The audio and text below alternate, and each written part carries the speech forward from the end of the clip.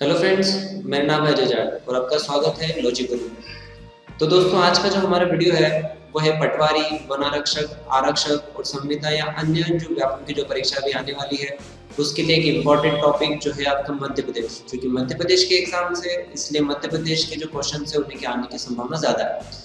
तो आज मैंने जो कोशिश की है वो आपको आज मध्य प्रदेश के पुनर्गठन समझाने की कोशिश की है, ताकि मैं आपको पूरा समझा दूं। ठीक है, ताकि पटवारी और अभी चूंकि जानते हैं आप 15 तारीख से वन आरक्षण स्टार्ट होने वाली है, उसके बाद फिर अगस्त में आरक्षक आने वाली है और उसके बाद कुछ ही महीनों में 4 महीनों के भीतर पटवारी परीक्षा भी आने वाली है। तो उसके लिए एक मध्य प्रदेश का टॉपिक आपका कवर हो जाए, इसलिए हमने आज का वीडियो की सीरीज आपने बनाई है। तो इसमें सबसे पहला जो हमारा वीडियो है वो मध्य प्रदेश के पुनर्गठन पे। तो मैं आज आपको अच्छे से समझाता हूँ ताकि इसके सारे कंफ्यूजन आपको दूर हो जाए। तो आप इसको अच्छे से देखें ताकि आपको कोई भी दिक्कत इसमें से क्वेश्चन आपके बाहर ना जाए। ठीक है दोस्तों, तो आइए हम स्टार्ट करते हैं आपका मध्य प्रदेश का पुनर्गठन। ठीक है, तो देखिए मध्य प्रदेश के हमारे पास 4 टॉपिक है इसमें कि मध्य प्रदेश के पुनर्गठन को हमको 4 तरीके से पढ़ना है। नंबर 1, पुनर्गठन का इतिहास कि पुनर्गठन आखिर क्यों शुरू हुआ। उसके बाद हम देखेंगे सेकंड पॉइंट में कि 1947 में मध्य प्रदेश कैसा था। ठीक है, कैसी रियासत में बटा हुआ था। उसके बाद फिर हम देखेंगे कि कैसे इसमें और आगे करके 1956 में जिले बनते चले गए और उसके बाद वर्तमान में आज इसका स्वरूप कैसा है। ठीक है, तो इन्हीं पॉइंट के साथ स्टार्ट करते हैं। चलिए आगे बढ़ते हैं। तो हमारा सबसे पहला पॉइंट है पुनर्गठन का राजनीतिक इतिहास। ठीक है, चलिए आगे बढ़ते हैं। ठीक है दोस्तों, तो देखते हैं मध्य प्रदेश का पुनर्गठन का राजनीतिक इतिहास क्या था। जैसे कि हम जानते हैं जैसे ही हमारा देश आजाद हुआ 1947 में, तो भाषा के आधार पर धीरे धीरे राज्यों की मांग उठने लगी और ये सबसे बड़ी मांग उठी थी आपके आंध्र प्रदेश में, जहाँ पे तेलुगु भाषी लोगों ने आंध्र प्रदेश की मांग शुरू कर दी थी तेलुगु भाषा के आधार पर। ठीक है, इसी से रिलेटेड फिर जब जवाहरलाल नेहरू, चूंकि हम जानते हैं कि वो भाषा के आधार पर राज्यों के गठन के समर्थन में नहीं थे। ठीक है, तो उन्होंने इसके लिए एक राजेंद्र प्रसाद द्वारा, जो हमारे राष्ट्रपति थे, उन्होंने धारा आयोग का निर्माण किया। उन्होंने राज्यों के पुनर्गठन की यानी कि राज्यों के गठन की जो भाषा आधार पर थे उसको ठुकरा दिया। उन्होंने सही तरीके से सिफारिश की थी या नहीं, इसके लिए उन्होंने जवाहरलाल नेहरू ने कमेटी का निर्माण किया जिसे जेवीपी कमेटी कहते हैं, जिसमें जवाहरलाल नेहरू, वल्लभ भाई पटेल और पट्टाभी सीतारामैया थे। उन्होंने भी धारा आयोग की रिपोर्ट को सही माना और भाषा के आधार पर राज्यों के गठन को इनकार कर दिया। लेकिन आंध्र प्रदेश की मांग धीरे धीरे बढ़ने लगी, आंदोलन धीरे धीरे बढ़ने लगा। आंदोलन में जो प्रमुख व्यक्ति शामिल थे, जो मद्रास श्री रामालू थे, जो मद्रास से आंध्र प्रदेश की मांग कर रहे थे, उनकी भूख हड़ताल के बाद 58 दिन के बाद, अनशन के बाद उनकी रामालू की मृत्यु हो गई। अब रामालू की मृत्यु होने के बाद क्या कहते हैं 1953 में राज्य की मांग को मजबूर होना पड़ा जवाहरलाल नेहरू सरकार को, और फजल अली की अध्यक्षता में 29 दिसंबर 1993 को राज्य पुनर्गठन आयोग का निर्माण हुआ, जिसके अन्य सदस्य थे हृदयनाथ कुंजरू, के.एम. पणिकर। ठीक है, और इन्हीं के सिफारिश के आधार पे 1953 में, ठीक है, यानी कि आयोग तो आपका बाद में बना, उससे पहले ही आपका 1 अक्टूबर को 1953 को आंध्र प्रदेश प्रथम भाषा आधार पर बनने वाला राज्य बन चुका था। ठीक है, तो आने वाले समय में और आपके भाषा आधार पे या प्रशासनिक आधार पे किस प्रकार बंटवारा हो उसके लिए हमने आयोग का निर्माण किया। ठीक है, तो ये 29 दिसंबर 1953 को फजल अली की अध्यक्षता में राज्य पुनर्गठन आयोग बन चुका था। इसके हृदयनाथ कुंजरू, के.एम. पणिकर, ये इंपॉर्टेंट क्वेश्चन है, कई बार पूछा जा चुका है। और ये पूछा जाता है कि इन्होंने रिपोर्ट कब सौंपी, तो इन्होंने रिपोर्ट सौंपी थी 1955 में। ठीक है, चलो नेक्स्ट जो क्वेश्चन है आपके कि 1947 में आपका मध्य प्रदेश कैसा हुआ करता था। ठीक है, तो आइए हम देखते हैं।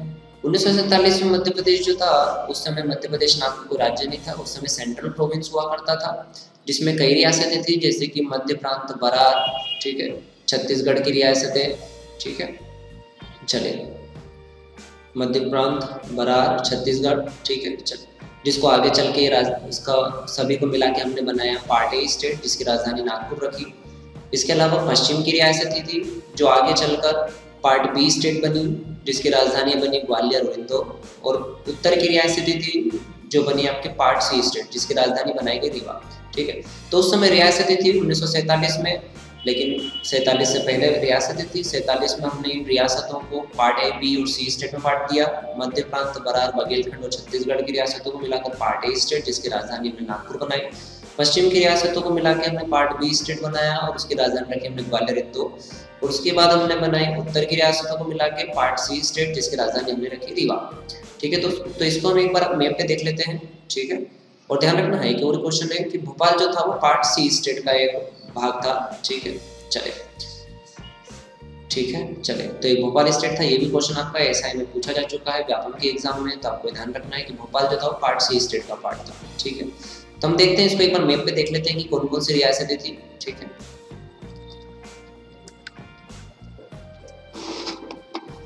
ठीक है, तो जैसा कि मैंने आपको बताया कि आपके पार्ट ए स्टेट बना था, यानी रियासतें थी आपकी ये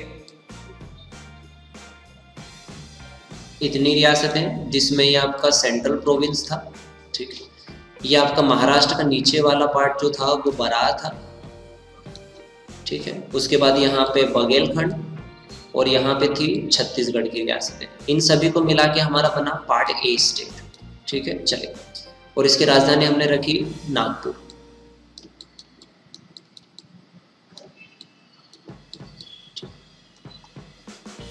उसके बाद हमने बनाई पश्चिम की रियासतों को मिला के, जो इधर की रियासतें थी, इनसे मिलके बनाया हमने पार्ट बी स्टेट।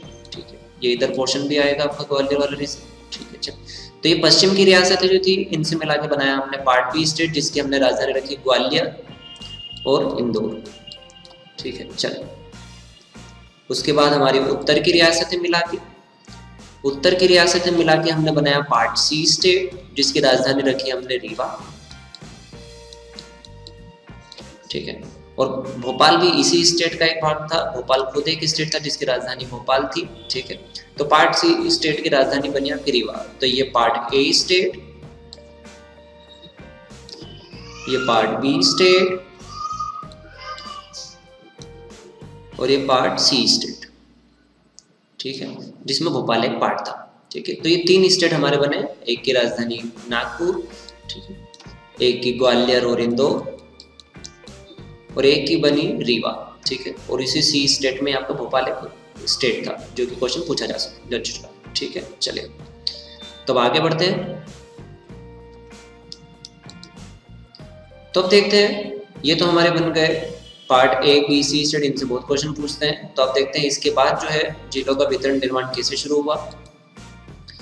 तो जब आपको 1956 में वापस से आपका राज्य पुनर्गठन आयोग की सिफारिश के आधार पर जिले बने, तो उस समय मध्य प्रदेश में थे कुल 43 जिले। ठीक है, और क्षेत्रफल था 446 किलोमीटर स्क्वायर।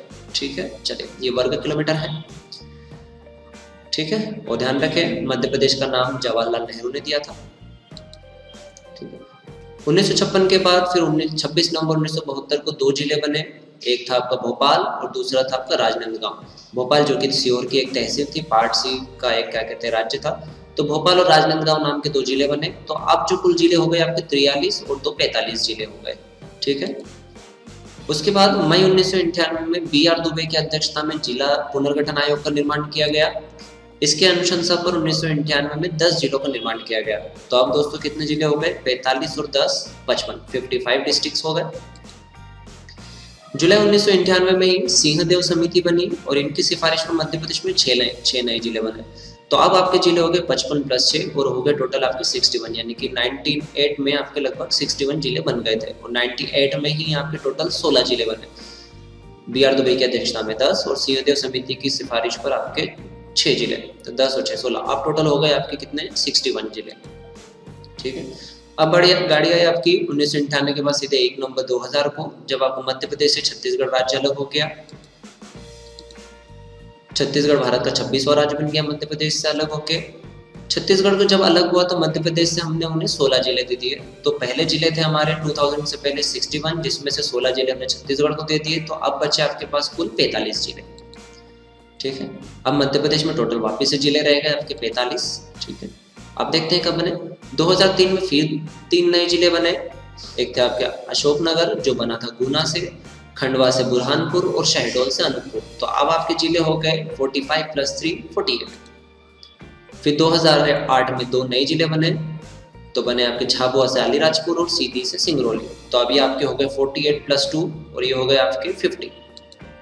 ठीक, इसके बाद जिले बने आपके 2013 में शाजापुर से आगर। ठीक है, एक ही जिला बना है जो अभी नया जिला बना है, और इस तरह अब जिलों की संख्या हो गई है आपके 51 जिले।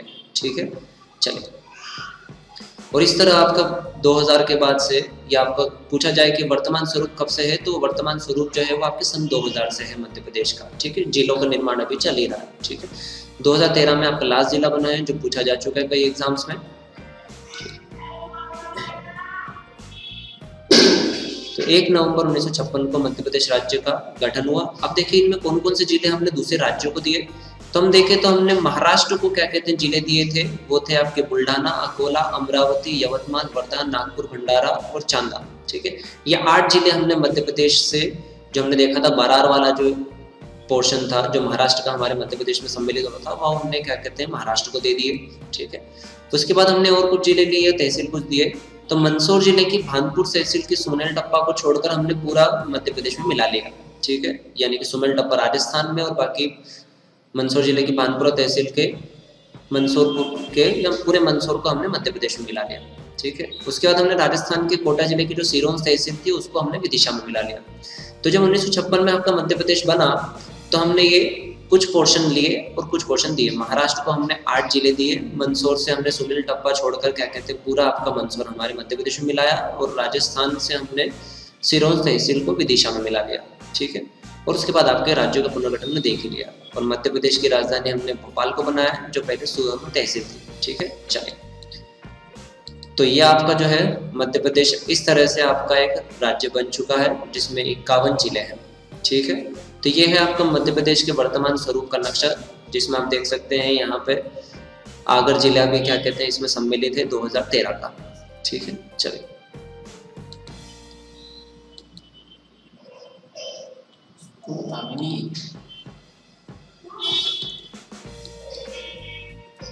तो अब देखें दोस्तों, क्या आप जो है वर्तमान में मध्य प्रदेश में कितने तहसील हैं, कितने जिले हैं, तो एक एक करके देख लेते हैं। ठीक है, तो मध्य प्रदेश का वर्तमान स्वरूप जो अभी है वो 2000 से बनना प्रारंभ हो चुका था, और वर्तमान में जो कुल क्षेत्रफल है मध्य प्रदेश का वो है आपका 3,08,252 वर्ग किलोमीटर। ठीक है, और तहसील है कुल 364, जिले हैं 51, विकास खंड है आपके 313, संभाग है आपके 10, आदिवासी विकास खंड है 89, जनपद पंचायत है 313, ग्राम है लगभग 54,000। ठीक है, आप अगर क्या कहते हैं जब बड़ा आंकड़ा हो तो गांव में आप सिर्फ 54,000 करके भी कर सकते हैं तो भी आपको चल जाएगा। ठीक है, क्योंकि पीछे के डिजिट में आपसे पूछेगा नहीं। आईजी रेंज यानी इंस्पेक्टर जनरल रेंज है आपके यहाँ मध्य प्रदेश में 11, डीआईजी रेंज है आपके यहाँ 15। ठीक है, ये भी इंपॉर्टेंट है। लोकसभा की कुल सीटें हैं हमारे मध्य प्रदेश में 29, राज्यसभा की सीटें हैं आपके मध्य प्रदेश में 11, और विधानसभा की सीटें हैं 230 प्लस 1 जो है वो एंग्लो इंडियन की है। ठीक है, नगर निगमों की संख्या जो मध्य प्रदेश में है वो है 16, और नगर पालिकाओं की संख्या लगभग है आपकी 100। तो ठीक है दोस्तों, ये था हमारा मध्य प्रदेश के पुनर्गठन राजनीतिक इतिहास पे आपका एक छोटा सा वीडियो। मुझे लगता है शायद लगता है कि हाँ आपको समझ में आया होगा।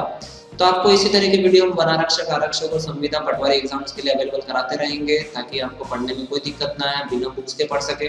तो अगर आपको हमारा वीडियो पसंद आया तो हमारे वीडियो को लाइक और शेयर करना ना भूलें, और किसी भी तरह की क्वेरी हो तो उसको कमेंट बॉक्स में लिखना ना भूलें। और अगर आप चाहते हैं कि हमारे वीडियो आपको लगातार आपके पास पहुंचते रहे तो हमारे चैनल को सब्सक्राइब करना ना भूलें। ठीक है, चैनल को सब्सक्राइब करें और आपको नोटिफिकेशन प्रॉपर तरीके से मिलते रहे, इसलिए चैनल में वीडियो के नीचे आप देखेंगे बेल बटन है जो एक घंटी ऐसा साइन है, उस पर क्लिक करना ना भूलें, ताकि आपको प्रॉपर आपको नोटिफिकेशन उसकी मिलती रहे। ठीक है दोस्तों, तो आप देखते रहिए हमारा चैनल, हमारा वीडियो। ठीक है, थैंक यू।